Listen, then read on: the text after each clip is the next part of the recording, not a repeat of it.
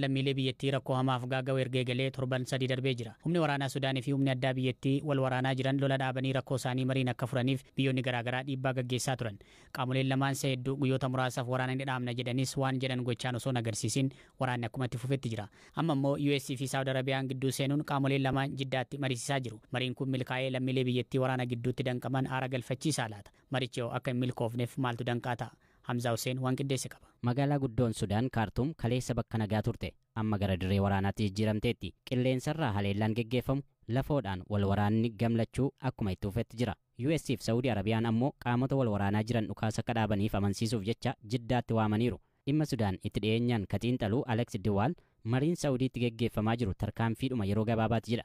US fi Saudi Arabiyaan humna waraana Sudaaniif humna addaa gidduutti araara buusuuf akkamitti akka itti deemuu qaban irratti shakkii keessa galaniiru. Ajandaan gargaarsa namoomaaf jecha dhukaasa dhaabuu tooftaa ittiin dhukaasa dhaabame hordofanii fi ulaa gargaarsi ittiin darbu irratti ka xiyyeeffatudha. Gamlachuu keessaa qaamni marii gara waliigaltee siyaasaatti geessuu danda'u irratti tole jedhee of kennu garuu hin jiru. Jeneraalonni lamaan dhukaasa dhaabuuf akka waliigalan gochuun salphaa hin ta'u. Hoogganaan humna waraanaa Sudaan Jeneraal Abdul Fattah al-Burhaan mootummaa seera qabeessa ta'een bakka bu'a jechuun masaanuu isaa ka gita kiyya miti jedhu waliin walqixa ilaalamuu fudhachuu irratti diduu danda'a. Jeneraal Burhaan Jeneraal Mohammad Amdan Dagaloo akka riphee lolaa tokkotti ilaaluu mala. Jeneraal Mohammad Amdan ammoo humni addaa inni hogganu bakki kennamee fi Kaartuum gar tokko akkuma to'ataniin turuu barbaada. Yeroo akkas ta'utti ammoo warri araarsuuf walitti fidan jeneraalonni kunneen lamaan nagaaf jecha waa dhiisanii yeroo jedhanitti amantaa guutuu akka qabaatan mirkaneessuufii qabu. Kun ta'uu baannaan qaamoleen wal waraanaa jiran kunneen lamaan marii siyaasaa geggeeffamu keessatti shoora caalu gaafachuun ajandaawwan fedhii siyaasaa isaanii guutan qofarratti cichuun danqaa uumuu malu. Mariin adda durummaan fedhii jeneraalota kunneen giddugaleessa godhatee geggeeffamu kun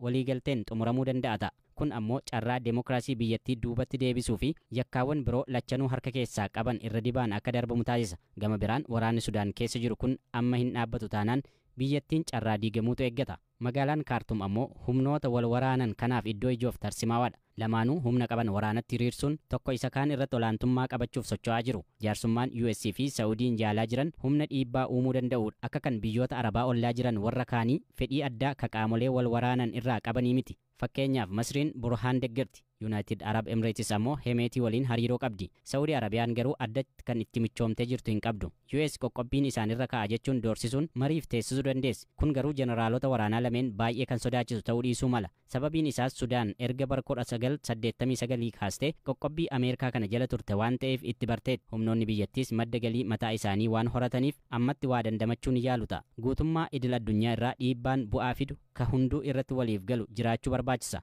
Amma Chaayinaa fi Raashiyaa dabalatee biyyoonni addunyaa waraanni Sudaan kun daran hamaa akka ta'e himaa jiru. Murteen marii dhukaasa dhaabsisuuf fudhatamu kamiyyuu Shaggar kutaa magaalaa Burraayyuu keessatti haati buddeenaa ijoollee lama haala suukaneessaan ajjeeftee to'atamuu poolisiin hime.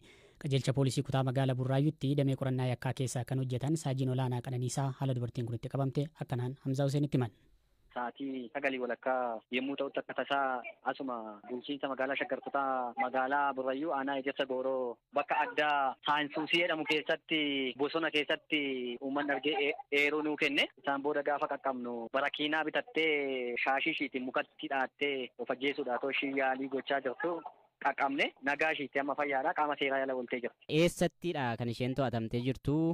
Maaltu immoo eeggataansee maaltu ta'a waan jiru natti himi. Galmee ishii qulqulleessuudhaaf garee hundeessinee jirra. Asuma kutaa magaalaa Burraayyuu keessa kan ishiin jirtu. Kanaaf amma gara fuulduraatti jecha ishii gocha kan akkatti ishiin raawwattu maalirraa kaatee akka raawwattu galmee ishii qulqulleessinee uummata Itoophiyaa nu duukaa hiriiree bakka arge hundumatti namoota shakkellee qabee eeruu nuu kennaa ture fiilafiiditti murtee seeraa murtee ishii barbaachisu akka ishiin fudhattu gochuudhaaf itti deemna jecha. Guyyaa yakki kun raawwate qabee suuraa adda addaa kan ishii fakkaatu sulultatti xaafootti iddoo adda addaatti namoota suuraan ishii fakkaatu qabanii uummanni telegiraamaan nu ergaa turani. Kun garuu qabatamaadhumaan ishuma ta'uu ishii jecha. Namni kun nama sammuu nagaati moo haala fayyaa ishee waan isheen irra jirtu yookiin fayyummaa ishee yeroo argitanii akkamitti hubattan isin namuma nagaadha moo nama akkam? Nama fayyaa nama deemuu dandeessudha jecha. Ni deemti fayyaa ishii deemti nama sammuun tuqame miti namuma fayyaadha. Isin akka poolisiitti yakki kun yakka baay'ee nama rifaasisuudha. Gara fuulduraatti akka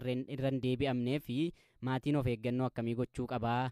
Eenyurraa maaltu eegama jettu maal gorsitu isin? Yeroo baay'ee yakkoonni akkanaa kun kan inni raawwatu hojjettoota mana namaatti galanii fi warreen haadha buddeenaa ta'anii jechaadha yeroo baay'ee yakki kun kan inni raawwatu. Kanaaf uummanni keenya uummanni Itoophiyaa hundinuu hojjettuus gaafa mana isaatti galchu nama maalummaa ishii hin beekne nama eenyummaa ishii hin beekne nama maalummaa ishii hin beekne zim jedhee mana isaatti galchee yakka akka ofirratti raawwachinne uummanni keenya hundinuu of eeguu qaba jechaadha. Kanaaf nama mana isaatti galchu eessaa dhufte akkamitti dhufte waraqaan eenyummaa ishii sirriidhaa kan jedhu waraqaa eenyummaa isaaniillee yeroo ammaa kana keessa waraqaa eenyummaa sobaa hojjetanii waraqaa eenyummaa sobaatiin mana daldalaa adda addaatti galaa jiru waan ta'eef kanaaf uummanni keenya sarraatanyoota yookaan hojjettoota mana namaati fudhatu xiyyeeffannoo itti kennee maalummaa ishii kan hin beekne mana ofiitti galchuun rakkisaadha waan ta'eef kanaaf uummanni keenya bifa kanaatiin of eeguu qaba. Dubartii kana maatii ishee fa'aa qunnamtaniittu haala maatii ishee hubattaniittu maal jedhu isaan? An akka dhuunfaatti maatii ishee obbolaa ishii qunnameera. Akkan irraa odeeffadhetti maatiin ishii maatii nama guddaa maatii safuu beekudha. Mucayyoon kun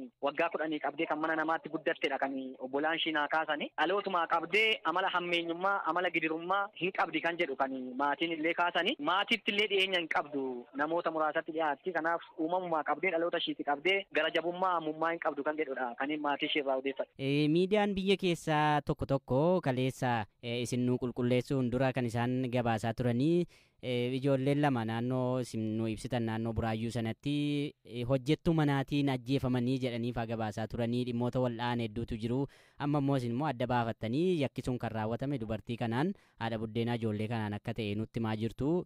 Kanarratti maal qulqulleessitu mee wanti shakkiin akkasii tureera hojjettuu kan jedhu? Hojjettuu miti haadhi ijoollee kanaa bara 2003dha kan ishiin irraa boqottee haadhi ijoollee kanaa irraa boqottee wal jaalatanii seera qabeessaan wal fuudhanii nagaadhuma too waliin jiraatanii hinaaffaadhuma inni ijoollee isaa jaalaturraa kan ka'e kan ishiin gocha kanas raawwatte malee hojjettuu manaa ton ta'in haadhuma manaa isaati. Ayyee ulfaadhaa Saajiin Olaanaa. Afrikaa keessaa bakkeewwan hawwata turizimiin jalqaba irra jiran keessaa tokkodha. Zanzibar qaama bulchiinsa Taanzaaniyaa taatee garuu immoo ofiin of bulchiti. Oddolli Zanzibar garba Hindii irratti kan argamtu yoo ta'u uummata miliyoona 1.8 tilmaamuu qabdi. Irra caalaan uummata ishee amantaa musliimaa kan hordofan yoo ta'u jalalaa fi wal danda'uudhaan beekamti.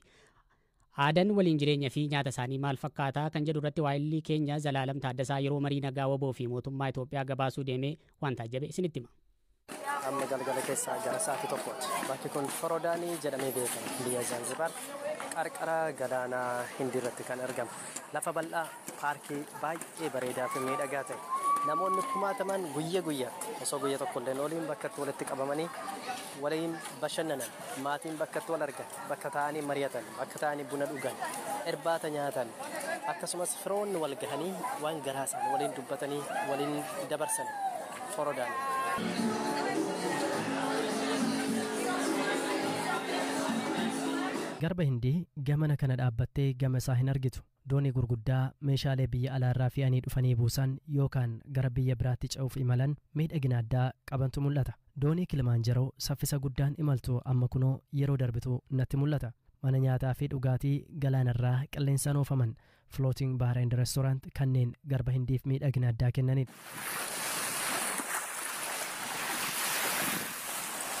As gara bitaa koo kanaatiin immoo namoota baay'eetu muuziqaa yookaan daansii yookaan shubbisa garaagaraan dargaggootatu uummata bashannansiisa.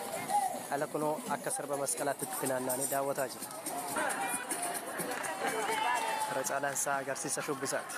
Muuziqaa biyya kana beekamu. Uummata adii yookaan faranjoota. Uummata gurraacha biyyoota adda addaa irraa daawwannaaf biyya kana dhufantu as naanna'ee daawwachaa jiru. Hundinuu afaan adda addaa dubbatu. Uummata biyya kanarraan kana.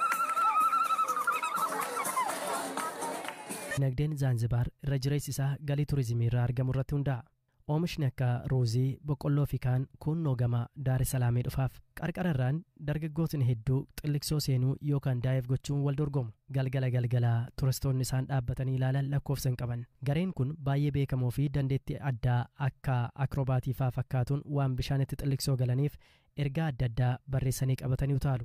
Ergicha harkaan ol qabanii agarsiisaa bishaanitti gadi seenu. Waraanni Raashiyaa fi Yuukireen akka dhaabbatu tibban ammoo kan Sudaan akka dhaabbatuu fi yeroo waraana kaaba Itoophiyaas akkasuma al takka agarsiisa wal fakkaataa gaggeessuu isaaniin dhaga'e. Kaan ammoo ni shubbisu. Gara addabaabaayii nyaataa Forodaanitti isin haa deebisu. Guyyaa akkasumaan oola. Namoota muraasatu keessaa mul'ata. Sa'a 9 booda qophiin jalqaba. Yeroo hunda